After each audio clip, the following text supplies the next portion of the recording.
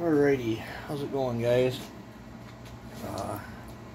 Been up early, but I didn't have a chance. I had some phone calls and some other things I had to deal with today. I did end up getting the piston lightened up.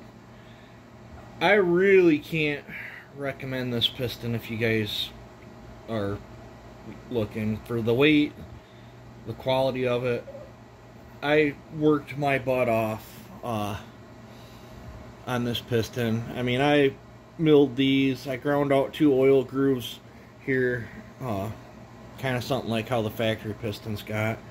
I milled out up inside here the much as I dared. I actually milled, I didn't want to get any thinner here because then I won't have no clip retention, but I milled here and made this slot wider this way. As soft as this aluminum is, I didn't want to take too much off this lip here, otherwise it probably break the ring gland out. But I lightened it here, stretched these out a little bit. They actually, this factory slot that's right here, they had it offset and sloped, so it was cracking funny on the port. So this one, I couldn't run the number. If I wanted to run this piston, I couldn't run the numbers that I wanted to run. But I think I managed to manipulate stuff to get some decent numbers where I can still, if I paid for this thing, I want to run it. So I think I got it set up. Another thing I don't like, this piston has tons of slop back to back, whereas this one fits the rod. You know, this one fits the rod very nice and tight, like there's not much clearance. I mean, that's just ridiculous. You know, they're repopping these parts, and I mean, it's cool that we can get a pop-up to increase the compression, but as heavy as this thing was, and as out of whack as stuff was, you'd probably be, if you didn't manipulate the piston like I did, you'd probably be losing more power than you'd be gaining by the compression. So I don't understand why they couldn't have copied this piston and just gave it a little taller bump on the top. That would have been a lot nicer, but you know, some of these aftermarket companies, it just ends up that way. So even though I lightened it up, this is still a smidge heavier than this piston, but it's not horrible. It just a second, guys. Alright, guys, I'm back. Sorry about that.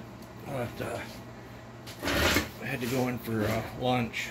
Just ate a Reuben, some fries, and some macaroni salad. It was pretty good. But I think I was talking about how I feel I wasted my money. I already put a little tiny scuff mark in this piston. It's so soft. But I did hit a set of numbers I think is going to work for this. I'm totally disappointed in this piston as far as that goes. But let's get talking about the port work. Let's get you guys. Here's the exhaust. It's at 96 on the roof. Now, when I was building these for tree services, I really didn't change the original design too much. I widened it a scooch and raised it just a smidgen, and I built tons of these. This was before I was using a wheel, and I threw a wheel on this one just to see where it was at. But that's why I like using a wheel, is because when I was building these for tree service, I could build 5 of them. One of them would zing to the moon, and then, you know, one of them would be like what you would want a good work saw, and then other ones would be a little bit more than a work saw. I was all over the map on them, but either way, I was still getting good gains out of them. But and I have a sneaky suspicion it's because I didn't know how far I was moving the roofs around. I don't know how far the tolerances swing from cylinder to cylinder on these either. And without using a wheel, you never know, but now I know. I come in here, I didn't touch the transfers. I've never really touched the transfers on these. I did come in here and I cut this feel like I got a sliver. I cut this wall away and in here so I could get air to come up and behind it and up and feed this primary more. Did the same thing with the secondary. Here's the intake. I did widen it, but they run really good too if you do the narrow long too. This one it's at 88 on the intake right now, and it's got a wide crack pattern, so I wanted that tab there to help keep the charge down in the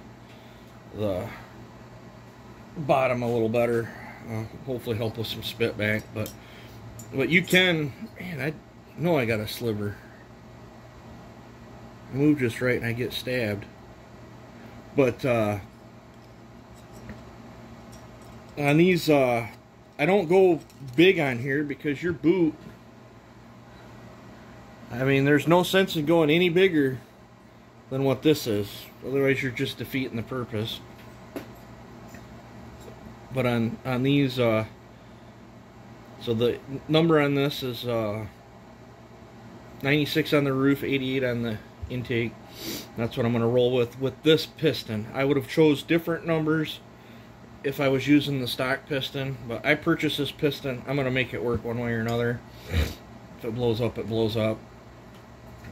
We're running the stock wrist pin, the rings that came with this piston, probably the clips that came with this piston as well. I'm going to be using a stock wrist pin. I got to pause. I got to get this sliver out just a second. Alright, I'm back. And it's frustrating when you got a sliver. I couldn't get it out, so I just went over and hearing spooling down with my grinder. I just rubbed whatever was sticking me off with the grinder and called it good. So yeah, I think I got me a set of numbers with this piston that I can make work. I don't think I'm going to film much putting this together. I should have this together today. I'm trying to think. I don't think I'm missing anything. I did have to open that up quite a bit. I don't know if I got a stock one. I should have a stock one.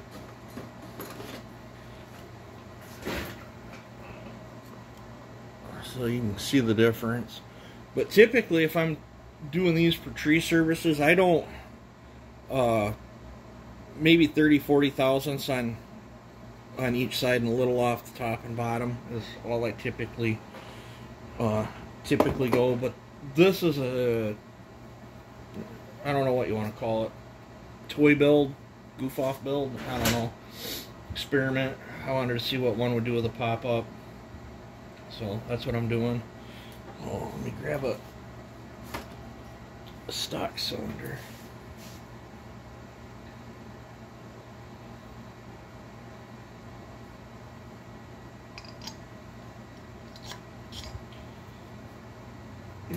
I want to show you some different cylinders too, and this could have been some of the reason why some of my saws were harder than others. I believe this is an early model 025.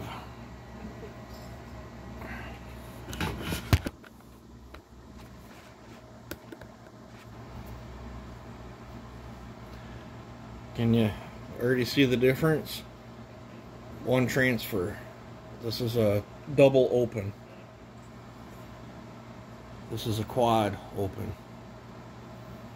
So this cylinder has twice the flow capabilities of this one. That could be one of the reasons why some would build just crazier power than other ones. Put that together. This is another single. I thought I had another quad one here.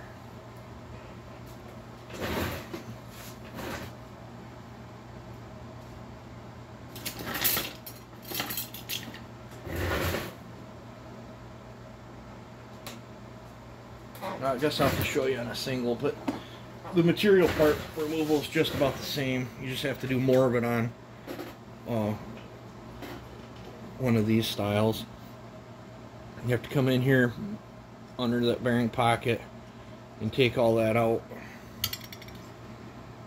like I did here. So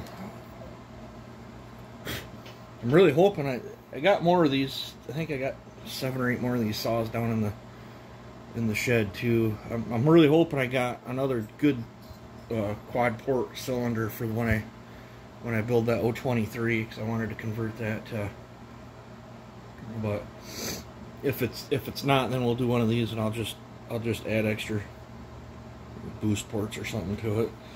So one way or another you can get power out of them. So here's that. This is in a nutshell what I'm going to do. I will probably bring you guys along when I get farther along on it. I'm going to work on assembling this right now though. So you guys enjoy your day. Have a good one.